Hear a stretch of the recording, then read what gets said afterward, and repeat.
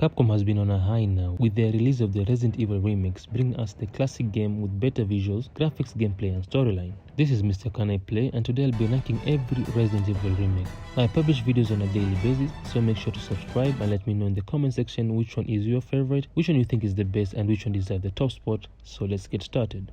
At number 4 is Resident Evil 3 Remake, which is a game in my opinion that wasn't bad, especially since the previous title was what I think to be the best in the series all around, leaving me to question exactly what was going on in this remake. Now one of my questions was, why is Nemesis a stalker, rather than letting him roam around with surprise attacks like Mr. X, which I felt removed how intimidating he was supposed to be. And there were a few parts that were removed from the original, like the clock tower, which made this game quite short. And then there was dodging, which was quite a problem since I couldn't even manage to get it to work. It was quite clunky, but as a Resident Evil game, it's a great one to experience, especially to first timers. But as a remake, it didn't do much to improve on the original, especially with all the tech we've got now.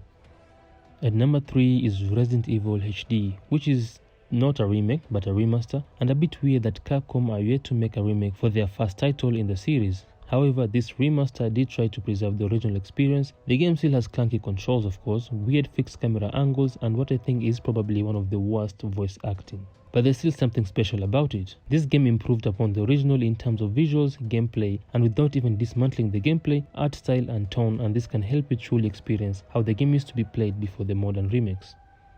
At number 2 is Resident Evil 2, which I consider to be the best game in the franchise, both the original and the remake, even though the Resident Evil 4 has completely outshone this one in every aspect. Now this game came up with replay value, which was to reward players for speedruns, discovering secrets and unlocking new weapons. This game came up with something new, which I think is the new camera perspective, which made it feel completely different from the original, and I was quite sure that Capcom will never come up with any remake that will be better than this. Well, that was until Resident Evil 4 came out last month.